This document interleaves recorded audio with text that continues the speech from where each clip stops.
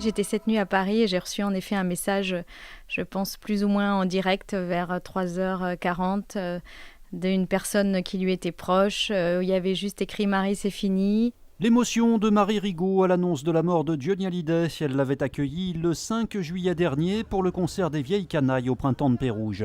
On l'a chouchouté, en tout cas on n'avait pas non plus forcément beaucoup d'informations. C'est sûr que les derniers mois avant cette date ont été un peu suspendus, un peu particuliers, parce que l'inquiétude malgré tout était là et le miracle a eu lieu.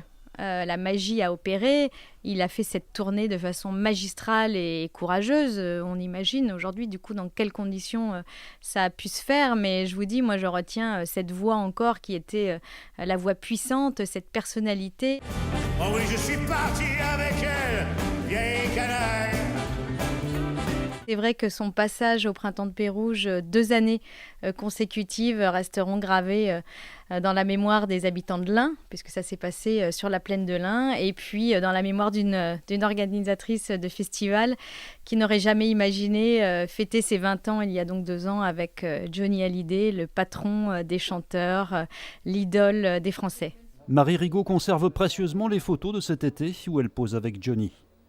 J'ai été impressionnée, bien sûr, de le rencontrer 2 fois. La dernière fois donc, que je l'ai vu, c'était sur le tarmac à Bron, au pied de son avion, entre donc, le concert du Printemps de Pérouge et le dernier concert à Carcassonne. Et je l'ai pris dans mes mains et il m'a dit il y a vraiment un chouette public dans votre festival à Pérouge. Et comme on dit, jamais 203.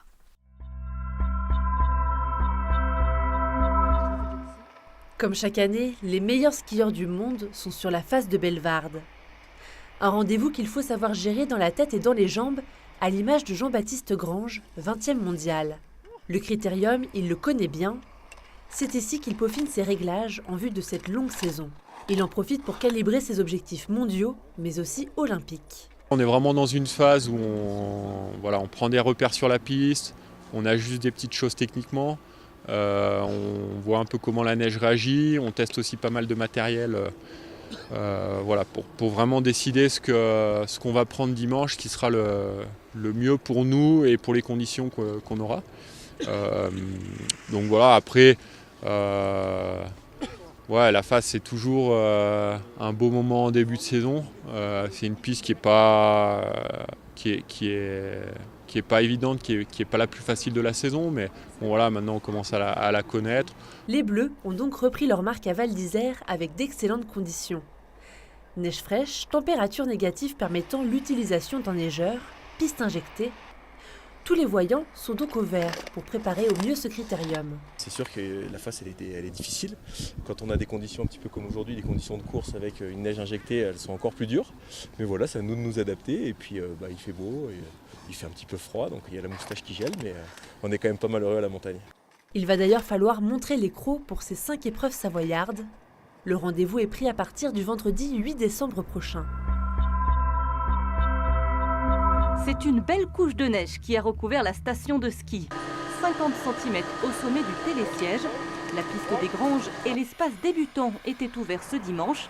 Des flocons arrivés un peu plus tôt que d'habitude et qui ravit les skieurs. La neige est très très bonne, on a une super météo, on a vraiment de la chance aujourd'hui. On a vu le soleil, on est monté. Ça fait du bien, un peu de neige et du soleil comme ça, on en profite. La neige qui est plutôt bonne, même quand on sort un petit peu, qu'on va dans les bois. Et puis voilà, on s'éclate quoi. Les conditions météo sont exceptionnelles pour ce début de mois de décembre. Des premières neiges qui font renaître l'optimisme des professionnels de la location de matériel. Pour une ouverture début décembre, c'est exceptionnel. Le temps, la neige et le monde. Les skieurs sont arrivés dès l'ouverture des pistes. Plus de 1000 personnes ont répondu présent. Je pense que le manque de neige des saisons passées a fait qu'il y a un manque, donc les gens viennent. Ils viennent de bonne heure. Le plaisir de s'adonner à la glisse pour les plus enthousiastes et pour les autres, un moment de détente s'impose. C'était la première fois que j'ai entendu à propos de cette place. Je suis écossais, donc et c'était la première fois que je fais du snow. Donc oui, mais c'est joli, très sympa, il fait très beau avec le soleil. Parents et enfants partagent du bon temps. Pour les plus petits, la neige offre de nombreuses idées créatives. J'essaye de faire un igloo, c'est pas très facile, j'essaye de coller les morceaux avec de la neige. On fait une pyramide de blocs et puis on a fabriqué un lit pour la petite. Parce qu'il a pris à faire la sieste. Un bureau.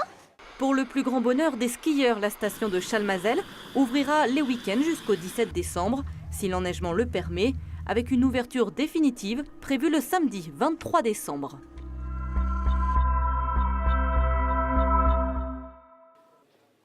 Un an après la vente d'un squelette de dinosaure, la maison de vente Agut à Lyon se prépare à mettre aux enchères le squelette d'un mammouth. Il s'agit du plus important appartenant à un collectionneur privé.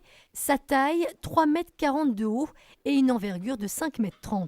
C'est un mammouth primiginus qui est un mammouth laineux en français.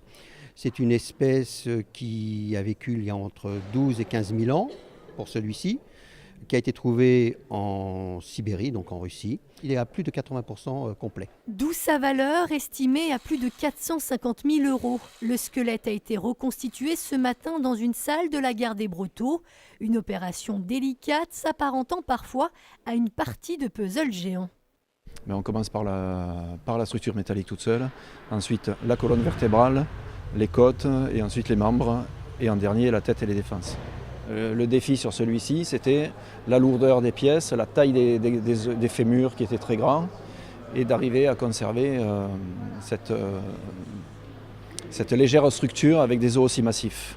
Et malgré sa taille imposante, ce squelette de mammouth pourrait bien trouver rapidement un acquéreur. Ça peut intéresser tout le monde. Moi, je ne vous cache pas que je serais ravi de l'avoir chez moi. J'ai un château fort que je fais visiter. Je pourrais mettre ça à l'intérieur, c'est une gueule folle. Et on s'habitue, si vous voulez. On ne se lasse pas d'un objet de cette importance, parce que tous les matins, vous le voyez, et ça vous fait vous dire que vous n'êtes pas grand-chose. C'est une vanité. Vous n'êtes qu'un petit grain de poussière par rapport à l'humanité. C'est intéressant au point de vue esprit. Encore faut-il avoir un salon suffisamment grand. La vente aux enchères de ce squelette de mammouth est prévue le 16 décembre prochain.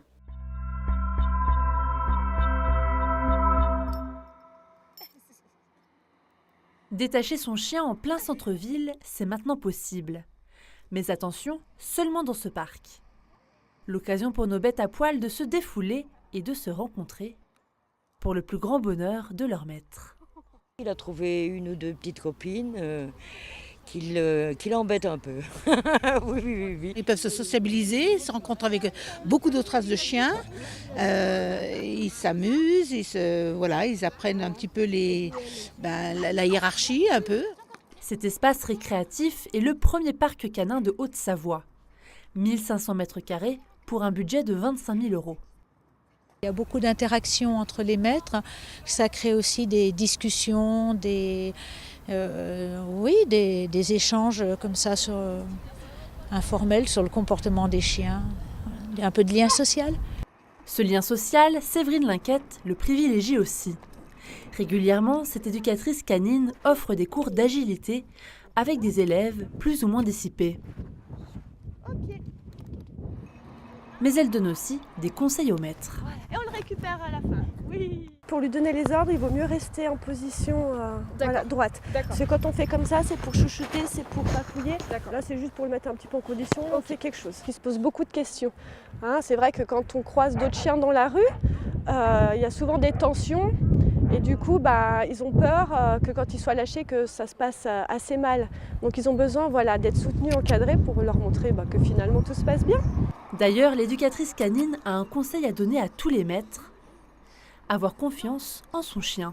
Souvent, nous on est tendus parce qu'on a peur. Oh, il a montré les dents. Mais oui, il a peut-être montré les dents, mais c'est pas forcément de l'agressivité. Voilà, c'est leur langage. On a un langage, ils ont le leur. Maintenant, il faut les laisser faire. Parce que plus on va les empêcher de s'exprimer, et plus il peut y avoir de problèmes. Le parc est accessible à tous, tous les jours. Une liberté pour les chiens, une responsabilité pour les maîtres. Le mot d'ordre, restez propre. À 23 ans, Vincent est un aventurier. Ce jeune Auvergnat s'est donné une mission, parcourir le monde en autostop, une passion qui a commencé en 2016. Ça fait maintenant un petit peu plus d'un an. Je me suis dit je vais partir voir la Tour de Pise en autostop pour essayer comme ça. Donc je suis parti comme ça avec mon sac à dos et puis 50 € en poche.